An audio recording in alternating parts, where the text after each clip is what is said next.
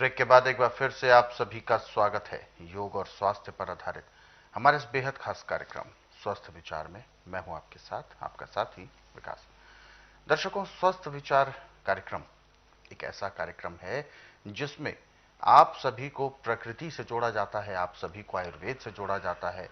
हमारा ये हमेशा प्रयास रहता है कि आप सभी अपने आप को निरोगी बनाकर रख सके, लेकिन उसके लिए छोटे छोटे कुछ आपको सुधार करने होंगे, अपने जीवन में परिवर्तन लाना होगा, भोजन में सुधार करना है, अपनी दिनचर्या को व्यवस्थित करना होगा। लेकिन ये सब करना कैसे है, इसकी विधि क्या है, इसका नियम क्या है, इन्हीं सब चीजों को इस कार्यक्रम में बताया जाता है, आपको जागरूक किया जाता है। और इसलिए हम ये जब कार्यक्रम शुरू करते हैं तो आप सभी को याद भी दिलाते हैं कि जब भी आप इस कार्यक्रम को देखने बैठे तो कॉपी और पेन भी साथ में अवश्य लेकर बैठें।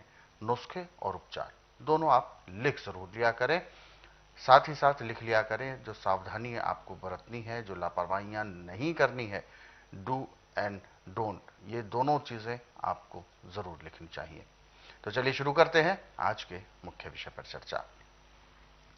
गुरु जी, आज हम बात करेंगे पेशाब।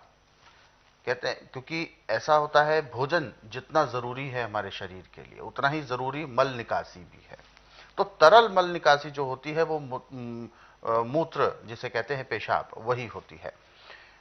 परंतु क्या, मेरा जो प्रश्न है कि क्या हम पेशाब के रंग से भी क्या अपनी सेहत के बारे में डायग्नोस कर सकते हैं कि हमारी सेहत कैसी है या हमें कौन सा रोग है? क्या पेशाब का जो कलर है वो भी इशारा करता है कि किस तरीके की परेशानी आ रही है? पूरा इशारा करता है जी।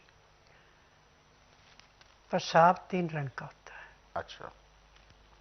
सफेद हम्म। और बादामी कलर का हम्म। और एक पीले कलर का। तो पीले कलर का पेशाब सबसे खतरनाक है। अच्छा। और यदि ये किसी कपड़े के ऊपर भी किया जाए तो उस कपड़े के सफेद है तो उसका रंग भी पीला पड़ जाता है। जब किसी को पीलिया हो जाए, पीलिया होने की नौबत आ जाए तो रंग पीला हो जाता है। जी। पीलिया समाप्त होने के बाद भी इसको ठीक होने में कम से कम 2.5-3 महीने लग जाते हैं। अच्छा। इतना पेशाब के अंदर इसका असर रहता है। परंतु जो उपचार मैं आपको बताने जा रहा हूँ इसको करते हैं तो हफ्ते में पेशाब नॉर्मल हो जाता है। पेशाब का रंग हमेशा बादामी रंग होना चाहिए, वो स्वस्थ है। सफेद रंग का होगा तो भाग्य बढ़ गया। और पित्त जब आपका बढ़ेगा तो आपको पीलिया हो जाएगा। शहतूत का भी शरबत होता है। शहतूत का शरबत गुनगुने पानी में मिला के हर 3-3 घंटे बाद आप 2-2 चम्मच लेते रहें तो 15 दिन में आपके पेशाब का रंग बिल्कुल जैसा चाहिए वैसा आ जाता है। बादामी रंग का चाहिए, बादामी रंग का हो जाएगा। परंतु इसके बीच में 2 बातों का ध्यान रखना कि नमक कम से कम। अच्छा। चीनी से हाथ नहीं लगाना। शायद जितना चाहें आप उतना खा सकते हैं। शायद एक ऐसी वस्तु है जो आग में जलता नहीं है, तल पदार्थ में घुलता नहीं है, और जैसे गले से नीचे उतरता है तो जिस ग्रुप का खून है उसमें सीधा चल जाता है। इसका लीवर को कोई संबंध ही नहीं है। अच्छा। लीवर को कोई काम नहीं करना पड़ता। जैसे नीचे उतरा तो जिस ग्रुप का खून है उसमें चल गया, इसका अपना ग्रुप ही कोई नहीं है। जिनका होमोग्लोब कम रहता है उसके लिए शायद एक किस्म का अमृत है। यदि 50 ग्राम से 100 ग्राम के बीच में भी दिन में वो शहद ले लेता है, पानी में या किस चीज़ में चाटता है या नींबू के रस में मिला के लेता है, तो उसका हर एक रोग ऐसे समाप्त होता है जैसे कूड़े करकट के ढेर को माचिस की तिल्ली जला के समाप्त करती है। और सबसे बड़ी बात यह है कि हमें मैदे की चीज़ें, तली हुई चीज़ें, आर्टिफिशियल चीज़ें, ठंडी चीज़ें, इनका प्रयोग नहीं करना चाहिए। यदि आप नवाया पानी पीते हैं, लहसुन, प्याज, अदरक कच्चे का प्रयोग अधिक करते हैं, काली मिर्च है इसका प्रयोग करते हैं, लाल मिर्च, हरी मिर्च से परहेज रखते हैं, मैं दावे से कह सकता हूँ कि आपको आखिरी सांस तक कभी किसी डॉक्टर हकीम के पास जाने की जरूरत नहीं पड़ेगी। बशर्त यह कि दिन का खाना 12 बजे से पहले हो जाए, ताज़ा गर्म गर्म खाना। रात्रि का खाना दिन अस्त होने से पहले हो, सोने पर सुहागन ने दिन अस्त होने के 1 घंटे के अंदर करना अति आवश्यक है, तो आपको कोई रोग नहीं होगा। चूंकि पेशाब का रंग के विषय में आपने बताया कि पीला है तो खतरनाक है और बिल्कुल साफ है, क्लियर है, पानी की तरह क्रिस्टल है तो वो बिल्कुल ठीक है, यानी हमारी सेहत उसमें ठीक रहेगी। यहां मैं जानना चाहूंगा कि पेशाब कितनी बार एक व्यक्ति को आमतौर पर, एक एवरेज कितनी बार जाना चाहिए? देखिए,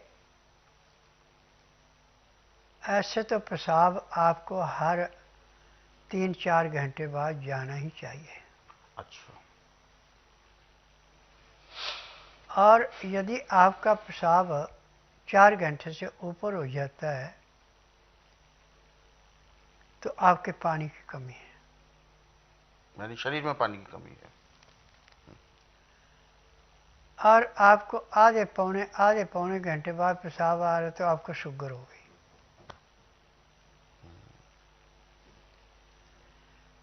पेशाब हमेशा 2 घंटे 3 के बीच में आना अति आवश्यक है। यदि इस नियम से आपको पेशाब आ रहा है तो आपको जिंदगी में बीमारी कोई हो ही नहीं सकती। और पेशाब जोर लगा के नहीं करना चाहिए, नॉर्मल तरीके से करो। जितना पेशाब प्रेशर से आएगा उतने आप सुखी रहेंगे। जितना हम फालतू नम खाते हैं वो भी पेशाब में निकल जाता है। अच्छा। और जो भी चीज लिक्विड में है वो सारी पेशाब के द्वारा आ जाती है। अच्छा।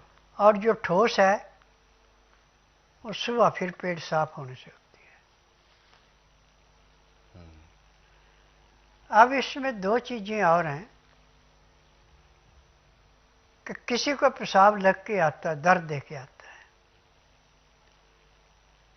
और किसी को पेशाब का प्रेशर बना आता नहीं है, या कोई दवाई खाएगा या फिर नाली लगाएगा, नाली के अंदर से प्लास्टिक की, तब पेशाब करेगा, उसमें गदूद बढ़ गए। अच्छा।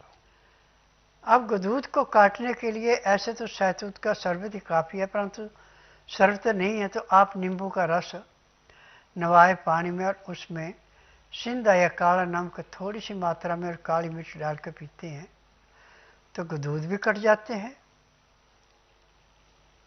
और आपके अंदर जो भी ब्लैडरी में, पेशाब की नाली में नुक्स वो भी सारे साफ हो जाते हैं। परंतु नींबू पका हुआ पीले रंग का चाहिए, कहीं कच्चा नींबू नहीं लेना, ये ध्यान रखना। जी। आपने गुरु जी भी शहतूत के बारे में बताया, इसकी सही विधि क्या होगी कि अगर शहतूत का हमें जूस तैयार करना है तो? देखिए, शहतूत आपको मार्च से लेकर अप्रैल तक मिलेगा।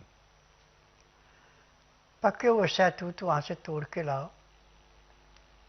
पेड़ से पके हुए, और उसको कपड़े में डाल के या जूसर से उसका रस निकाल लो। उस रस को निकाल करके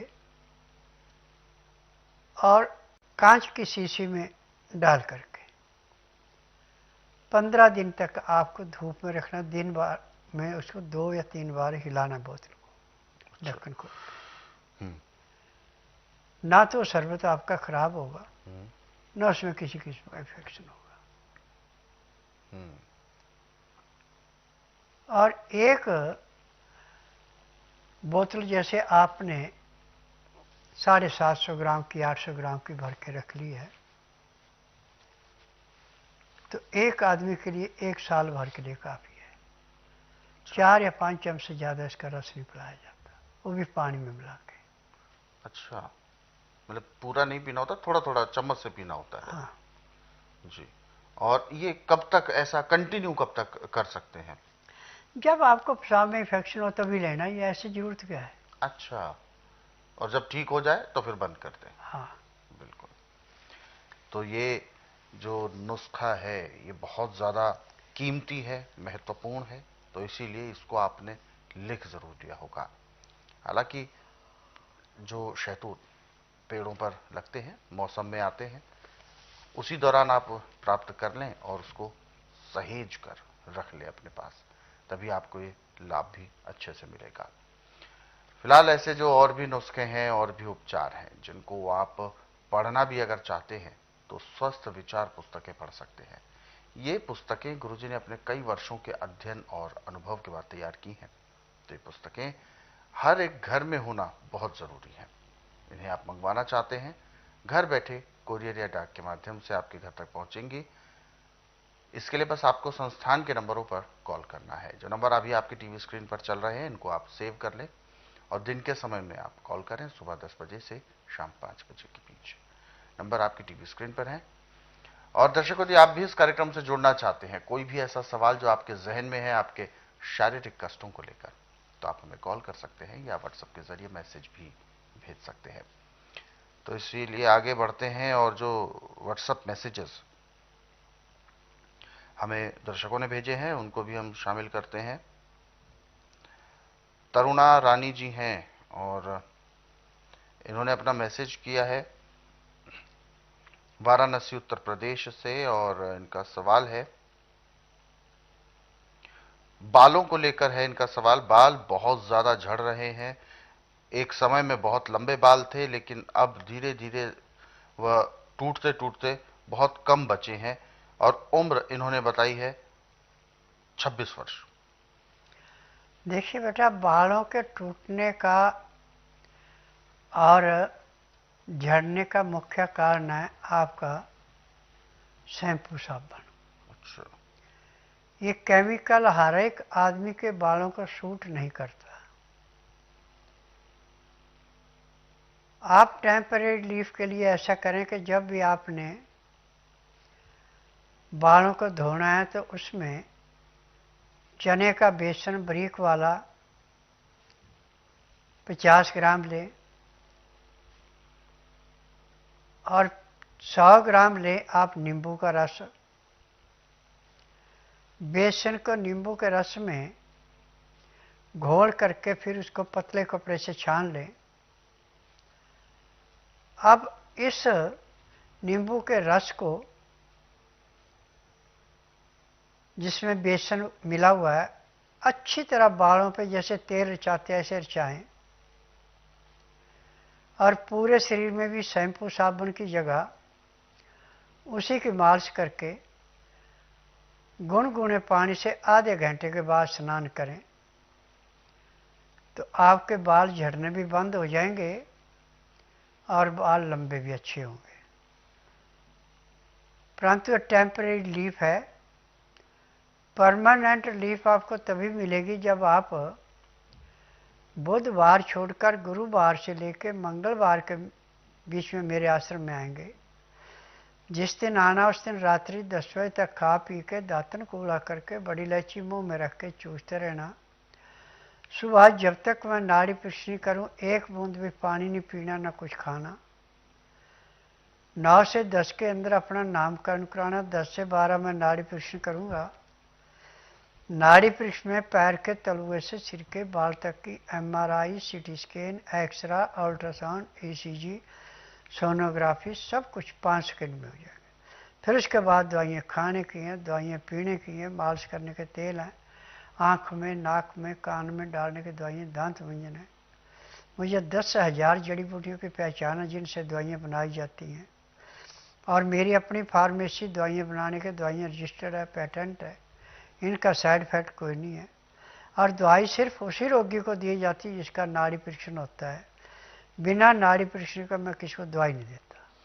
बिल्कुल, तो आपकी जो समस्या आपने बताई है ये बिल्कुल ठीक होगी, और इसके लिए आपको स्वस्थ विचार आश्रम आने के लिए गुरुजी ने सलाह दी है। अधिक जानकारी के लिए हेल्पलाइन नंबर पर आप कॉल कर सकते हैं, नंबर आपकी टीवी स्क्रीन पर है। और दर्शकों, यदि आप भी इस कार्यक्रम से जुड़ना चाहते हैं, कोई भी ऐसा सवाल जो आपके जहन में है आपके शारीरिक कष्टों को लेकर, तो हमें कॉल कर सकते हैं या व्हाट्सएप के जरिए मैसेज भेज सकते हैं। फिलहाल जो दर्शक